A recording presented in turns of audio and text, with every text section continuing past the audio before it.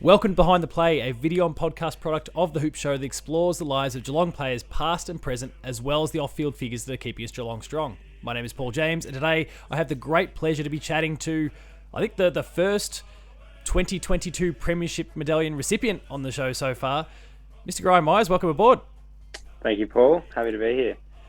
It's awesome to have you on, and I guess, at this particular point in time as we record, you're still in the midst of pre-season and gearing up for 2023. But how does the phrase kind of reigning premiership team and medalist still sit with you? Is it still something that you haven't quite gotten your head around, or? Yeah, something I'll definitely look back on a lot more than I am right now. Right now, we definitely had a great month of celebrating and enjoying that moment. But now it's kind of switching on to the next season. But something that I'm very proud of, and I'm very happy to be part of with those teammates and coaches and people around us that made it such a special, probably 5 years that it led up to that moment to actually get it, which was pretty special. But all the work that went into it was a really good moment to finally get it. Yeah, I think, and we can maybe wade into this a little bit further. I think there's something to be said for the journey that players go through to get there, and the ups and downs along the way. We can't all be like Joel Selwood and just walk into a premiership and then just enjoy success for the rest of your life. Sometimes there's got to be a little bit of hard work that goes in. Sorry, Joel, that's not me saying that you didn't put in hard work. Sometimes there are some of those ups and downs and those sorts of things you have to go through first. So I'm sure there's aspects of that makes it even more rewarding. I mean, ultimately, there was the 2020 premiership that obviously didn't work out in your favour, but I'm sure results like that then make the 2022 success even more rewarding. 100%. Just all those terrible moments you think back on, injuries for everyone, getting dropped for some players, those losses and terrible moments where you think back to those prelims and grand finals where we're in the lead and in position to win them, and then the heartbreak that comes with that. So to get that final win, it's pretty sad though, like when you think back to those 5 years of those players that do miss out, the ones that were so close in the situations that were no longer at the club, were no longer in the team on that day, that probably don't feel as part of it as we do, but they are huge driving factors to how we got there. Yeah, absolutely. I mean, it as much as there's the team on the day, it obviously takes much more than that to actually get you to the point of success. And so, yeah, absolutely all credit goes out to every single player, past and present on the list, who's kind of helped get you and the rest of the boys over the line. But that's obviously a lot of kind of more current day sort of stuff. I'd love to begin by kind of rewinding to a point well before you're actually in the AFL system and kind of talk about when you first discovered the game. Was it one of those cases where you were born with the footy in your hand, more or less, or did you just discover the game a little bit later on? Yeah, I've always been a footy head. Pretty much as soon as I was born, I was one of those kids that grabbed a footy and never let go. My dad is the creator of X-Blades footy boots. So, really? How did I miss that? Yeah, he invented that back when he was playing. He did a few knees throughout his senior career, was on the Collingwood's list, and then did his knee. So he made those boots to kind of prevent that for him. And he loves his footy. So as soon as I was born, and I'm the only one in my family that got into sport, so he pretty much jumped onto me and taught me everything I knew growing up. And he was obviously very successful at that to get me where I am today. Yeah, a bit of one-on-one like that really helps, especially when you got someone who knows their way around the traps within the family. That really helps. And so, I mean, who did you follow growing up? You've spent a bit of time playing, obviously, in the Geelong region, but were you a Cats fan growing up as well? No, I wasn't. I hated the Cats as a fan, but I always respected the Cats because of being in the region, seeing the players around. I grew up in Torquay, where a lot of players actually live, so I always saw them. Did a few clinics with Corey Enright, ended up being my forwards coach, so come full circle there. But I was a Brisbane Lions fan, growing the Lion, so kind of caught on as a kid, made it simple for me. But Jason Ackermanis was the idol growing up. The fancy goals and the unbelievable skills he used to whip out always made me excited. And so I'm sure when opportunities like Acker's, a few flukish, well, I don't know, he did it twice, so I guess it's not really a fluke. But those back-to-back boundary line goals, snaps way over the shoulder, just seemed absolutely ridiculous. I'm sure that just was even better for young Gryan at the time, rubbing salt in for the Cats fans at that point. Remember that fondly. I was only about 5 or 6 years old, but I can still picture that moment, actually. And look, it still gets replayed a fair bit too, which kind of helps. Exactly. Those consecutive goals were pretty incredible, and yeah, as much as I didn't really like him being a Cats fan, you got to appreciate the incredible skill that the guy had, and probably still does actually. I'm sure he could probably just stroll out onto a round and screw him around corners left, right, and centre with relative ease. But was it that sort of goal sense that was the main? I mean, as you say, he was kind of your favourite player growing up. Was it that sort of goal sense that was the main thing that you were trying to emulate yourself as you were growing up, or like what was it about the Acker? And it's a whole package that he has. But what was it about him specifically that really stuck out to you? For Acker, it was really just the entertainment factor. As a kid, seeing him handstand and stuff, you kind of get drawn to that. But my dad really taught me really well to take little things from everyone, not just copy one player, or else I'll just become a poor version of them.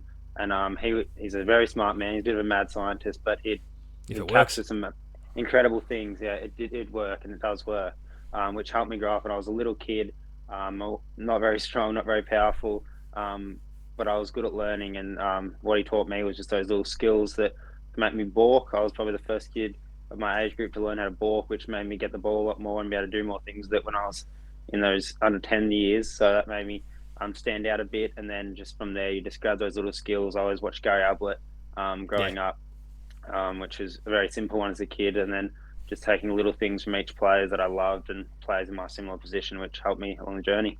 Were there any other particular skill sets and players that you did, I mean, beyond just Acker and obviously Gary, as you just mentioned there, that you really did try to emulate yourself on? Yeah, there's heaps. It's hard to...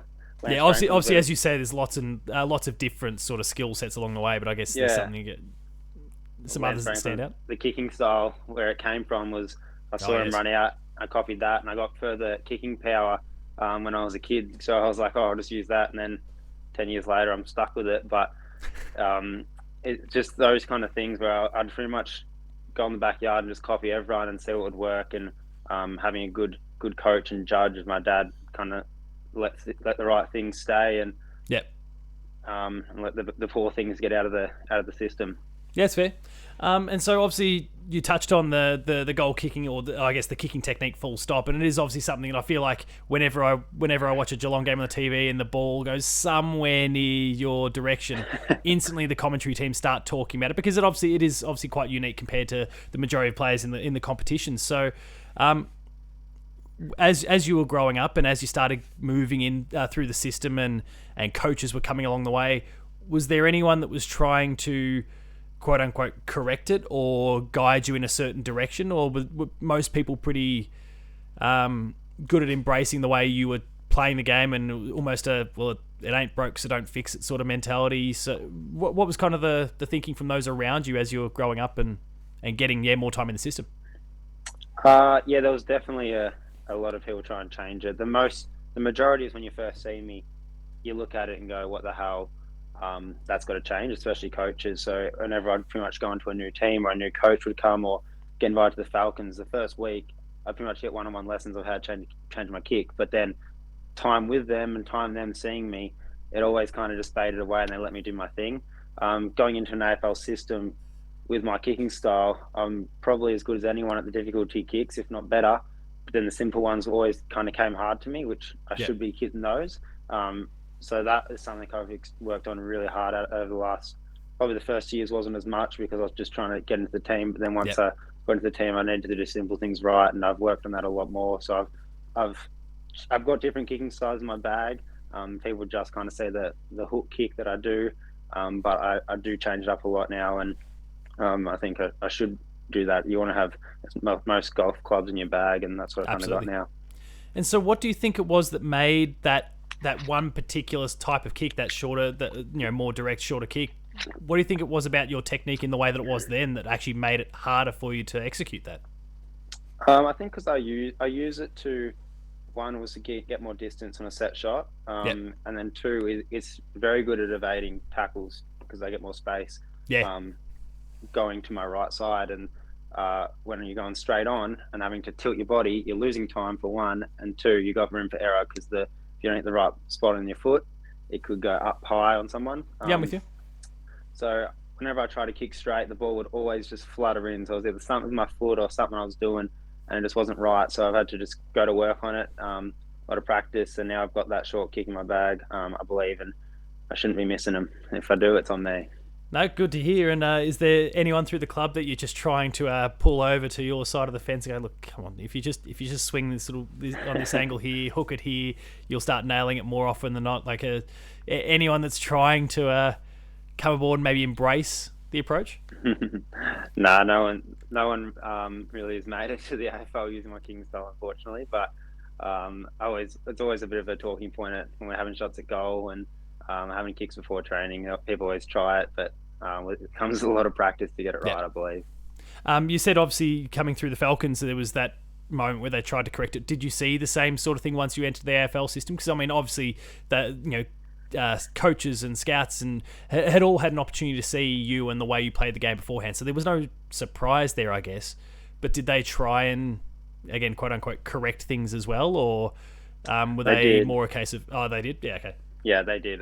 James Riley, shout out James, who's now at Adelaide, former coach of mine and Geelong player. He got all the vision of one pre-season and counted every single one of my kicks and got the percentages of if I hit them or not to see if we needed to change it. And early on, he really wanted to change it, wanted to get out of my system. But as I was saying before, it kind of faded away and he kind of let me be after a while.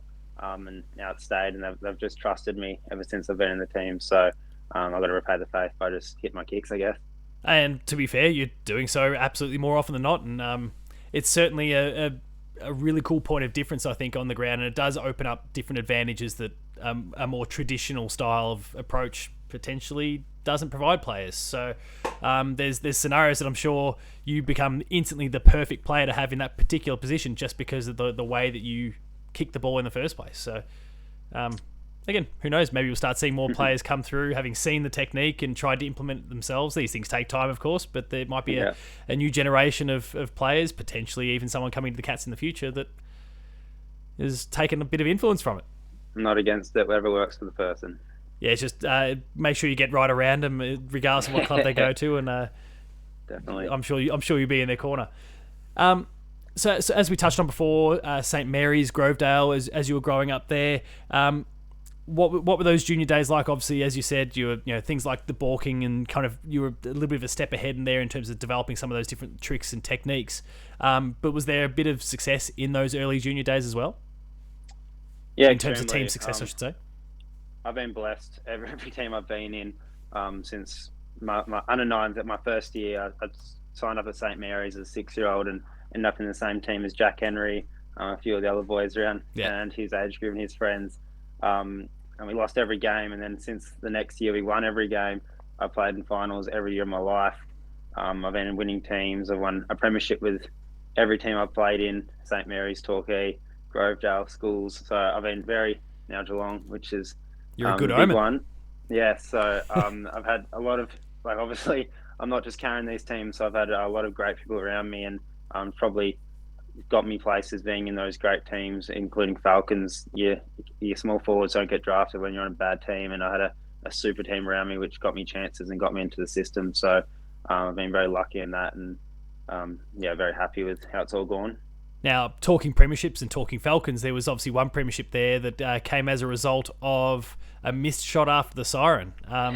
So I talk us through that moment because, I mean, we see these moments in a stock standard, normal round match. We occasionally see it in other finals, but I don't think you too often hear about grand finals being, sitting on the foot of one person with one kick after the siren. So what was it like kind of having to just almost cross your fingers and hope that they missed in that instance?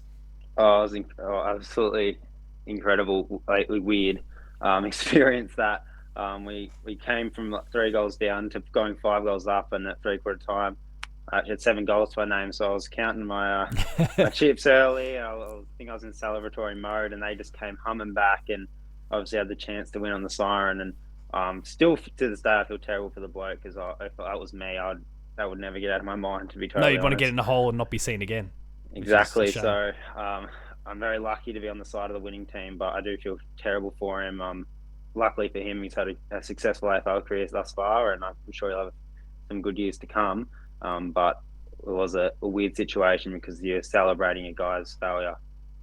Yeah. But I guess it does give you that premiership. And as you said, you kicked 7 goals in it. So I guess what's it like lighting it up on that sort of level in a grand final? Oh, it's very pleasing, especially in that year where a lot of individual success mattered a lot to go on to that next stage and get into that team where then it becomes a lot of team success. Not that I wasn't trying to win for the team, because that's one of the best days of my life, playing with 3 of my best mates. Yep. Winning it, but you're playing to get drafted as well. Exactly, like that day, kicking 7 goals, it nearly made me not have to do my school exams, pretty much. So it was very relieving to walk off that ground and have that job done, and being out there, everything was going in from every angle. So it was a pretty awesome day. So at that particular point in time, obviously, grand final is quite late in the piece, and you're in the throes of the whole draft system at that particular point, the combines and all of those sorts of things.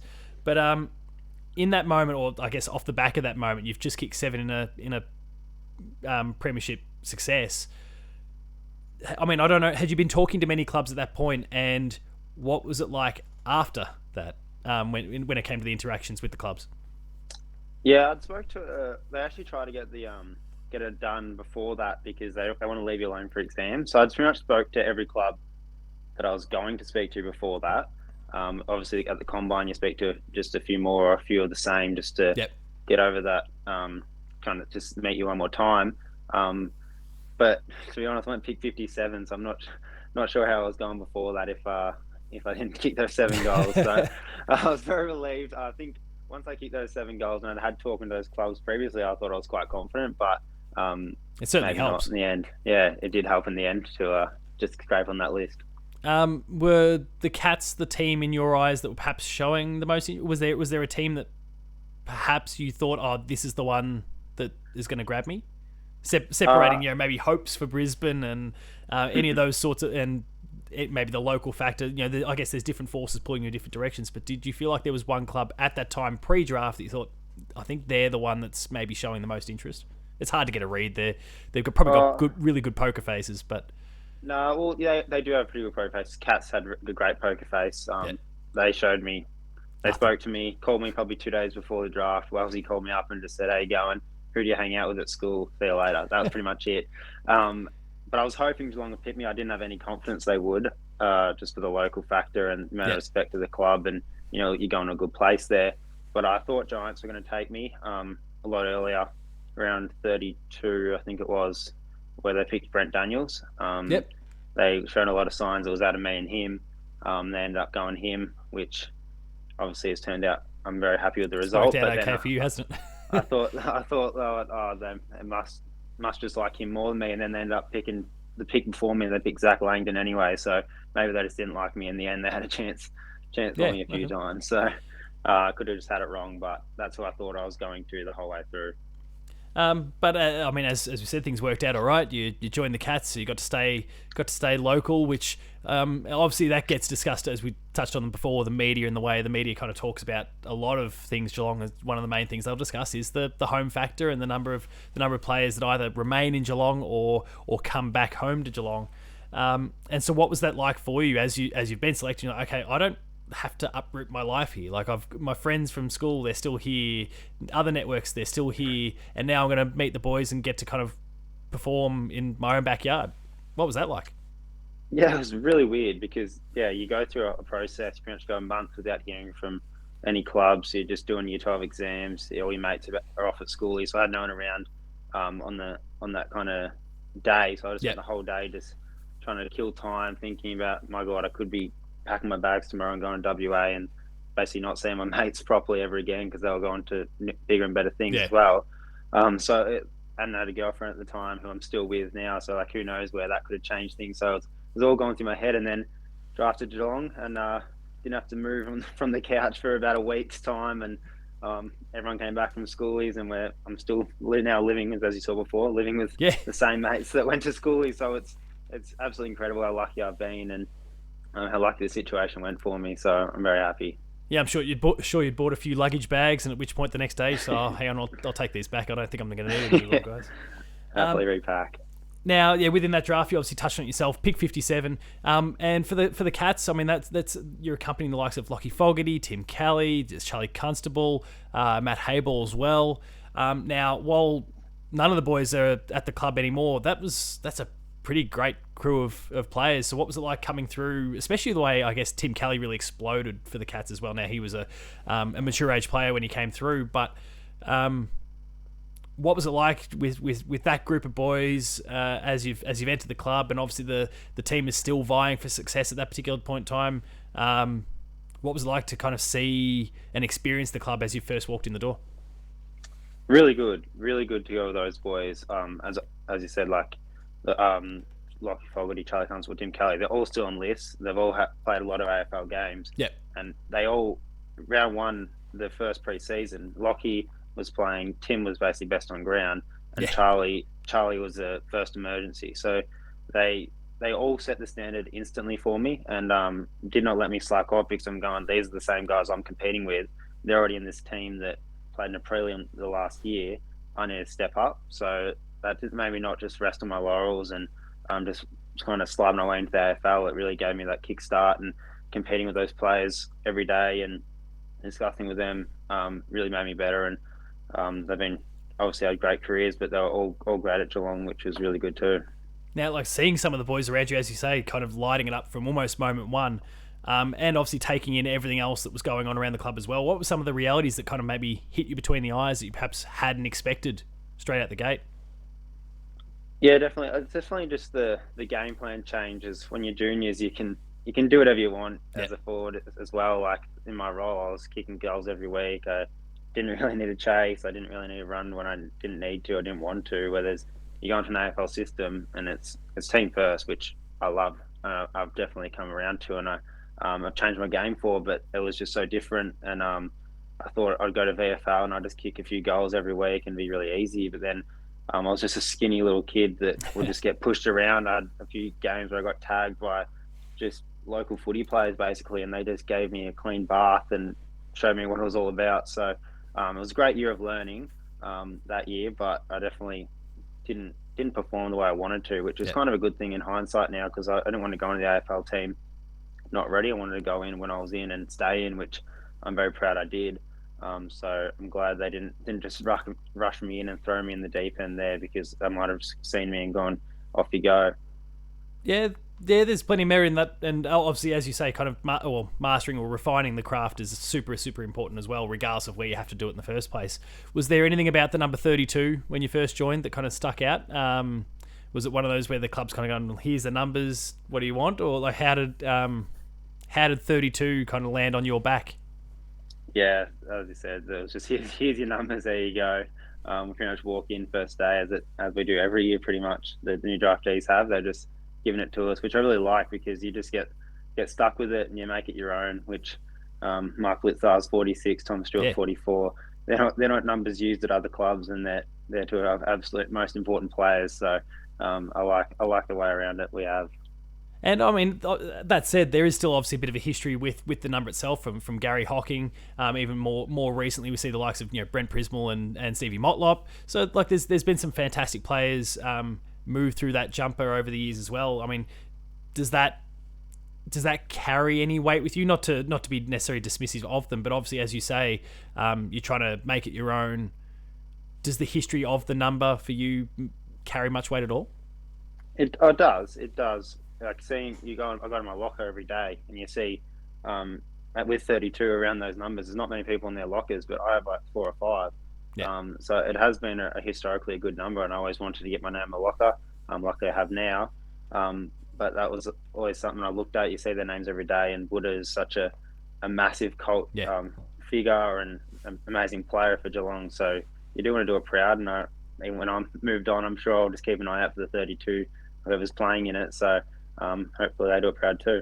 Yeah, that's awesome to hear, and I'm glad to hear that it does. It's G Hocking on there, not Whiskers Hocking or anything like that from the old days. But the debut, round 1 in 2019 against the Pies. What was it like when that moment finally came and you got to step out onto the that would have been the G. So the G there for the first time in a proper full 4 points match. Yeah, very special, awesome night that you just never forget.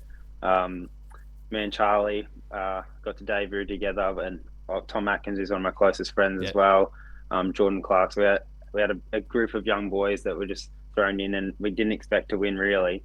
I think Pies the year before had just come off the grand Yeah. final loss, so they were humming and obviously wanting revenge, and we'd come out with these four draftees and two new recruits and just pulled it off. So it was pretty special, and um, to be our debut with Charlie, I was drafted with and going through that process with, and now looking back at Tom Atkins, I've nearly played every game of my career with him. Yeah. It's definitely one of those nights that you just never forget and you just hold dearly. And so, what does the celebration look like after that with friends, family, the boys? Yeah, all the boys. I don't think they remember the game. Well, I for think them, it's I guess it's any other game, but for you, it's obviously they. the beginning Oh of no, what has been a great thing so far. yeah, they were blind drunk, so they came into the rooms, and I nearly wanted them gone because they were just too rowdy for me in that situation. But it's more of a moment with your family. Like Dad, I was saying before, who's came to every single one of my games since I was playing at 7 a.m. in Colac, 2 hours away, and he's been able to see me perform out there, which is pretty special for him to get the reward that he's put in. And then it wasn't that much later, round 8 actually, where you got 22 disposals and a goal and the rising star. So what was it like when that moment emerged and you've received that accolade at such an early stage in your career? Yeah, it was pretty cool because I've always followed. I'm a massive footy head. I've always followed those kind of rising star things and who's going to get it. So it was pretty cool to get recognition. And as a first year player, you do look for it a bit rather than I do now. So it was cool to just get that little bump of encouragement, I guess, from the AFL and the fans. Well, I mean, yeah, I guess it's one of those things where you have lots of internal voices within the club, but to get that external recognition as well, I'm sure carries a little bit of weight. I think a lot of the things we tend to hear from players across lots of sports, it's about what the team is and I'm performing my role for the team and that sort of thing. But I'm sure a little pat on the back from those external to the club also still means something. Of course, it does. I think everyone would be lying if they want everyone to hate them and think they're terrible. Yeah. I think they'll all be pretty happy with a bit of confidence every now and then. And so within those first 2 years, now obviously COVID played a bit of a part in 2020, but within those first 2 years of actually in the actual AFL, in the starting 22 for the AFL team, you played 46 games. There was obviously, as we discussed before, the grand final in 2020. But what was, I guess, as you reflect on those first couple of years and to play so many, there was a bit of injury in 2021 that kind of plagued you there. But those first 2 years as a whole, like how do you look back on that, given that the end note is the premiership against the grand final against the Tigers? There's the COVID variable through 2020 along the way. What do you think back on most from that time? Just enjoyment, really. Like I'm very proud that I enjoyed those moments the whole way through. Like my first year in the AFL team, just going those travel trips, like those memories, and that time you spend with your teammates is so much fun. That is one of the things I'll miss most when I'm out of the system, is those trips away. But then even we got to spend a school camp together for 3 months in 2020 and up in Queensland. Like, that was one of the funnest times we've had. Unfortunately, it wasn't great for everyone else in the world, but we got treated very well. We were winning every week, so the morale was good. We were in a good place, and it was one of the funnest time of my life. Those 2-3 years, just got breaking into the AFL system and just everything kind of going really well. Obviously, didn't get the result at the end of the day, but now that I've got the result, I can look back on those as a lot of fun. Yeah, I'm sure it makes the 2020 pill a little bit easier to swallow when you've got a premiership only a couple of years later. And I guess you did touch on one thing there, obviously, that for the rest of the world, for a lot of other people in Australia, it was a rough time while you guys were kind of enjoying it up there and playing footy each week. But I guess I won't speak for everyone, but speaking for myself, the success that you guys were having, the fun that we'd see through social media stuff, and even just as the cameras are kind of roaming around on field, off field, for me personally, like that did a huge amount to kind of keep my spirits up throughout the course of COVID. That my team's winning, everything's it was kind of this bit of normalcy that got to be injected into my life, and yeah, the fact that there was a lot of wins along the way helped as well. So speaking, I guess, for myself, but I'm sure plenty of others as well. Like, thank you for what you and the boys did throughout the course of that year, despite a lot of hardship too. Oh, thank you for all the support. We really felt it, and it felt like I was saying before, like we were having a lot of fun while everyone wasn't. But seeing people enjoy it through us as well, it kind of made it all worth it, because it did feel like we were getting treated too well for the situation everyone else is in. Like, I've got friends and family at home, not allowed to leave the house, and I'm out here partying basically in Queensland. Yeah. Like, I felt bad about that, and I'm having a great time. But being able to get that recognition and people saying it's worthwhile and made it fun for them. I enjoyed watching footy during that time every night, so it was good in the end. And so, obviously, as we said, the 2022 premiership wasn't the best of ways to end that particular year, and nor was, unfortunately, the leg fracture in 2021. But through that period, obviously, you got there's plenty that you can learn, obviously, from the result in the grand final. But even as it turns out, through 2021, you were doing a little bit of work on the side for the club there, with the recruiting department. Am I right? And you spotted Ollie Dempsey along the way. I wouldn't say spotted. I think they put him in front of me. But yeah, take it where you can claim it, though, right? He's doing very well this preseason too. He's my one to look out for this season. I'm loving his work. But yeah, obviously you don't want injuries, and I've been blessed my whole life with the amount of injuries I've had. I've only had 2 injuries basically. I had the fibula twice, and then syndesmosis last year, and they're the only times I've ever missed even training. So, but obviously you shouldn't just feel sorry for yourself during that time. So it was the kind of 6-week block I knew I was going to have out of the game that I'm like, let's use this. I can train as much as I can, but you don't want to overdo it. So it was kind of what's after footy for me, and I want to stay in footy. At this stage of my life, I love sport, and list management, recruiting, something I'm really interested in. So I was very lucky for the recruiting department to give me some assignments that came on the way of watching the Vic Country games, the Caulfield Carey game that Ollie starred in. So I've got notes on a lot of my younger teammates now, which is pretty cool to see and look back on and see what I got right and wrong with them. But it is something I'll try and help out as much as I can if I'm playing even. But it's obviously a lot easier when I'm injured. So it was cool for the club to help me out then. So when you're obviously an active player and recruiting isn't actually in your job description, but you're taking part anyway for that period, what is the club looking for you to achieve in that time? Like, do they give you a list of names and say, all right, we want you to take a look at these boys and kind of provide us feedback? Or is it a bit more general, like, here's the game, take it all in and provide us with whatever comes out of it?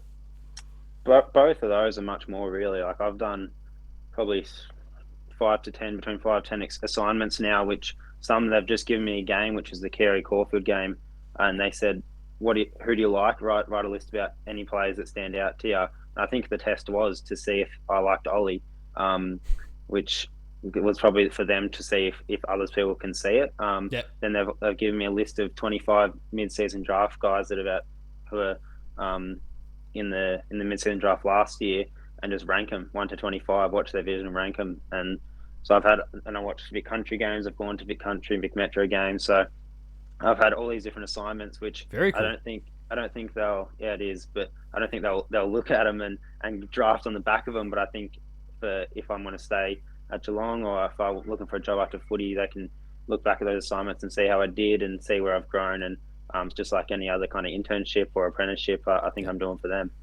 No, I think that's really awesome, and obviously I'm sure there's going to be more opportunities over the years as you continue to kind of immerse yourself in it. And I mean, we obviously see that Mac found himself in that space not long after actually ending his playing career. So who's to say the same won't be the case for you when the time comes? And so all of these experiences now, super valuable, I'm sure. Definitely, wait and see.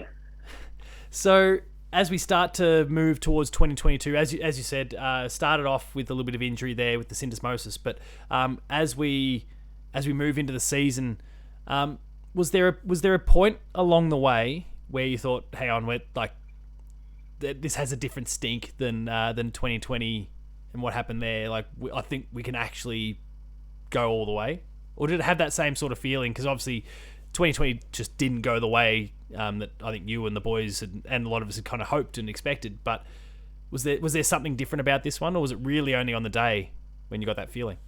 No, there was definitely something different. I believed every year back to 2019. I believed going to the finals. truly believed we were going to win it. But this year, because every year the team that's won it is that team that gets hot, that go on that big win streak right before finals. They're winning all these different ways, close games, smashing teams, playing fast, playing slow, doing everything. They just look unbeatable. And you think you can still beat them, but they just end up winning. And this year, probably the Bulldogs game where it was Joel's 350, I think it was, and things were looking ugly. We came out terrible. It was one of those gross, ugly first halves, and then that third quarter where we changed the game within seconds. We got on top. That was the real moment for me that went, this feels different. This, like, no matter what the game's doing, we'll be able to find a way in any situation, and we can show each other here that we can do that in any situation, which gave me the confidence. And I knew going into finals that if we played the right way and we stuck to what we're good at, there wasn't a team that could beat us. Obviously, Collingwood nearly did, but we got over those humps, and we showed what we could do, and it really worked out in the end. Well, I mean, as you say, Collingwood nearly did, but I mean, I think a lot of teams will have that along the way. We think even about the 2007 Cats, where Collingwood nearly did it in the prelim as well. So it's not, you can't, and I think you know this, and certainly lots of other people watching and listening will know this, but like, you can't just go in and expect to win despite whatever your streak is. It takes a lot of work, and beyond that Bulldogs game, and obviously the final result, were there any other moments along the way that really stick out? Whether it's the Tigers game, because obviously a lot of fans will cite that one and the way that ended. Are there any other highlights from that road to the flag? I think probably not any other distinct moments that really like grabbed me, but just what I was saying before, different ways we won. When, like, in the past 4 years, there's been some games that we've won by lots of points. We've smashed teams, but they weren't. I'd probably say as a player, they weren't fun to play in, and they weren't fun to watch. We just gradually beat teams. But there was games this year where I was just having so much fun out there. I didn't want it to end because we were just piling the goals on. Everyone was having a great time. We're doing the right things, exactly what the coaches asked. Like, they come out of games with not much to say because they did exactly what they asked, which is very pleasing. And it was really, really good fun out there, and I'm sure it was fun to watch because absolutely.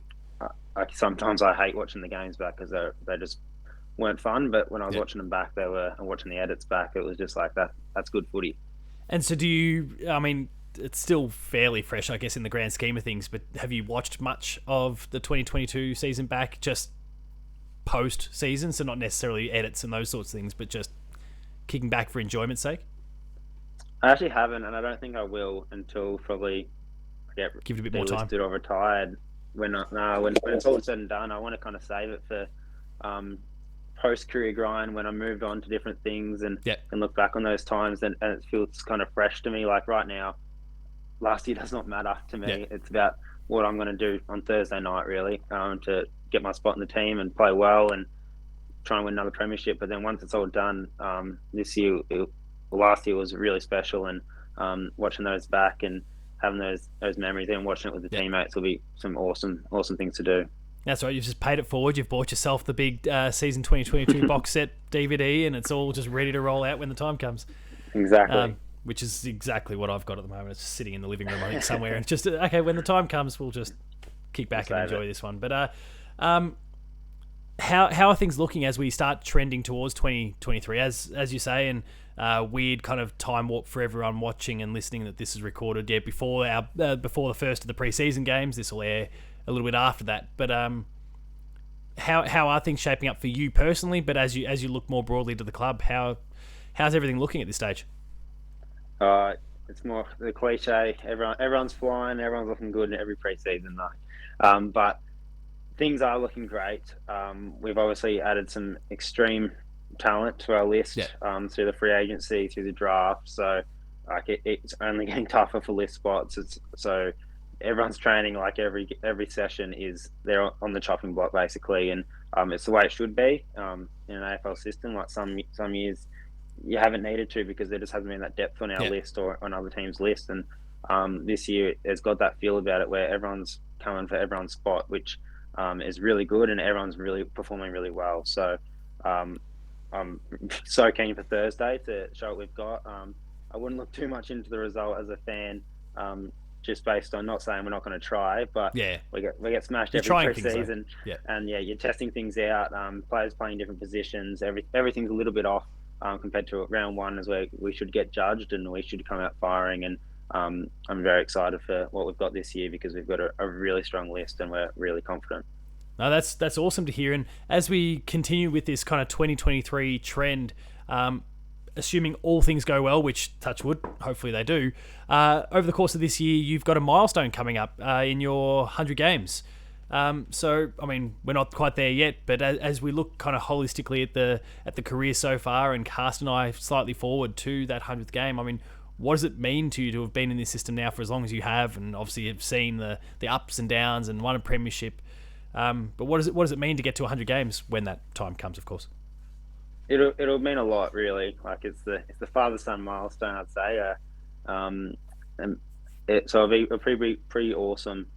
Getting there. The goal is to get there with Tom Atkins. I'm unfortunately one game ahead of him, so it means I would have to miss one throughout the season. Just fake a hammy for the day. Just fake it. Yeah. No, actually not a hammy. That's something that there's a bit too much scrutiny on that one. Yeah. Just wake up with a cold. I don't want to miss a game, unfortunately. But if it happened together, it'd be really special. And but to get to that milestone would mean a lot. And if I don't even, and my career ended at the end of the year, I've had an amazing journey, and I'm something I'm very proud of and very happy with. So anything that comes from now on is an extra, but I'll definitely be trying to get there, and hopefully many more on top of that. And I guess before we start winding things down, there's probably one key thing that I haven't given its proper amount of credit to so far, and that is the flag, of course. So that siren. I mean, at what stage during the day did you have that moment, like, oh, we've done it, like this is it, nothing can possibly go wrong, we're not going to have a 2020 kind of Richmond turnaround there, like this is it, we're home? When did that moment kind of hit for you? Yeah, there's two moments. There's the one where we I think it was Mitch Duncan's chase down goal in the third, where the two Richmond games they were very similar. When things went wrong, they got the first centre bounce and they kicked it, and then things just started changing. Everyone went in their shells, and coming out of halftime in the lead, and then getting that first one, that was just extreme confidence that we're on here. We ain't let this one slide. Obviously we hadn't won it by then, but then that gave me so much confidence. And then when the 3/4 time siren went, and Dane just started screaming, like, let's focus, let's win this. And I looked at the scoreboard and I went, yeah, we've won this. So I said that to him, like, yeah, let's enjoy it. So I mean, was there anyone telling Danger just to quieten down at that stage, or did you all go, okay, yes, boss? I did. I was like, yeah, come on, mate, we've got this. Because he enjoys every moment as good as anyone, and I just want to give him something back of what he's given to us. Oh, good to hear. And so obviously there's plenty about the celebrations that were documented from the next day, the celebrations, obviously that night as well with the fans. But what are some of the highlights of kind of that celebratory period for you? Definitely just with the teammates, singing the song. You just sing that as loud, as proud as you ever have. Seeing my family and friends come down to the side of the field, just seeing them as happy as they've ever been, and then just that whole month period when we went to Europe, and it just felt so stress free. I just felt like I could enjoy myself. I was with all the boys over in Ireland and a few other locations, which was just so much fun, and it just felt different to other footy trips we've had, and other times we've been on the piss together, or just doing hobbies in the off season. So it was just a real stress free time that it felt complete for that moment. Yeah, good to hear. And did it make it that little bit harder when it's time to kind of switch back into 2023 mode and all right, we gotta start warming up for this thing? Was there just that temptation? Oh, just give me a couple more days. There was a bit of a post Europe hangover, where it just was like pretty sad that it was all coming to an end with the celebration period. But I love pre-season, unfortunately, so I couldn't wait to get back in once I was home and really just drive towards the next one because of how much I was able to enjoy it and how good it was. And there's always that temptation to try and double up. So I'm sure the hunger is absolutely there. So I guess there's that mentality. Well, let's see if we can't do it again. Exactly. So as we begin to wind things down, I guess not so you-centric, but some kind of top level Cats related questions. And I know you had that Brisbane supporter base behind you when you were younger, but who would you deem to be the greatest Cat of all time from all that you've seen, either as a Brisbane fan, as a current day player? Who do you land on? Jeez, I'm a Gary Ablett Jr. is the GOAT type person, but you're saying greatest Cat, and he spent half his time at Gold Coast. Joel Selwood after this year probably takes it. Yeah, that's probably a given now. That really put the icing on the cake for me. And if it wasn't really already, I probably should have said him sooner. But he's had the most amazing career, and not just what he's done for footy. He's done off the field is as good as anyone I've ever seen. Broadly, yeah. The next question, I think I'll know the answer given how you started to respond to that one, but it's a schoolyard pick here, and I'm asking you to choose between Gary Jr. or Gary Sr. Which way are you going to go? I'm a junior man. Is that just regardless, or is it are you kind of thinking, oh no, let me get the best midfielder available first, or like where does it? Is just the bias that kicks in there? As a recruiter list manager, I would say the midfielders are probably the easiest ones to get. There's a lot of them out there, but what he could do if you put him forward is also pretty special. You could break a game open there too. He can play halfback too. I'd love to just have my team and being able to play with him, seeing the stuff he did. I couldn't imagine doing, so I just got to give him the credit where it's due. And so, I mean, what do you learn from? I mean, you obviously got a few years with Gary before he then retired. What do you learn from being alongside someone that's obviously so beloved and so incredible in this game? What sort of things that you were talking about your trick bag before and the things you learnt when you were younger? But are there any particular lessons you've learnt from someone like him? Because he did spend a bit more time up forward, obviously, in those last couple of years. So you got to play alongside him more so than perhaps you would have, if it was a couple of years prior. What do you learn from playing alongside someone like Gary Ablett? Oh, you learn so much that you don't really know that you learn. But probably the biggest takeaway for me was just the way he saw the game, and the way he coached me out in the field, like he's my side by side for 2 years there, and you can't be that good or as good as him without seeing the game as well as he did, and the positions he got to, and then the skill obviously had to finish it off. But he was an absolutely incredible individual, and I'm very grateful for the time I had with him, because he was such a good role model to me even as well. No, that's awesome to hear. And so as we continue to wind things down, obviously linking into the fact that you are a current day player, but also a budding recruiter. We've touched on Ollie Dempsey already, so maybe we'll say outside of Ollie, is there anyone in particular that Cats fans should be keeping a really close eye on this year that might just make that jump into the 22 and be in that sort of conversation that's really potentially going to knock our socks off this year? Ollie Dempsey is my shout right now, but there's a few more. There's Max Holmes could take the next leap to being a really, really good player. Because he wasn't already ripping it up as it is. Oh, obviously he was killing it, but there's always that next step, and that I think he has the potential to take. I think that's been well documented lately. But Toby Conway's a bit. He's going to have to go through a lot with his injury, but he's someone to really look out for once he's back playing VFL. Ruckman take time, but he's as ready as any young ruckman could be. So big fan of his. Then there's the three recruits: Jack Bowes, Tanner Bruin, and Ollie Henry. I think we'll all see a fair bit of those guys early on throughout, and hopefully at the end as well, where they're all come in doing their job and doing it really well and putting pressure on us who were playing last year. So there's a lot of good things to look forward to out of all those guys. And I guess, like, you've just rattled off several names, some of which that might be kind of vying for similar sort of positions. I mean, what does that do for you in terms of that potential little bit of stress that comes with it? It makes you feel all right about it? Yeah, I do. I'm someone that loves footy, and if I'm not good enough to make the team, then I need to get better, and they deserve to play. So good. I'm definitely happy to give my spot up if they're going to be better than me and help the team in that situation. So I'm pretty understanding with that, and I just got to get better myself if they're going to do that, and then try and steal it back if they do, or play alongside them and make them feel comfortable in the team if I'm playing with them. No, that's awesome to hear. And so, as we start to wrap things up, I must say thank you very, very much for coming on the show, and thank you to you and the boys for all that you achieved last year. It was an awesome thing to enjoy as a supporter in the stands on the day, to think back on as the months have played out since, and sincerely hope you're able to replicate it again this year. But beyond, before we get to that point, again, just congratulations on all that you've achieved so far. A ridiculous number of premierships at all levels over the journey. The success seems to follow you, so I'm hoping that continues going forward, as I'm sure you are as well. But yeah, thank you so much for coming on the show. Thank you, Paul. Thanks for your kind words there, and really appreciate your time, and all the best to you.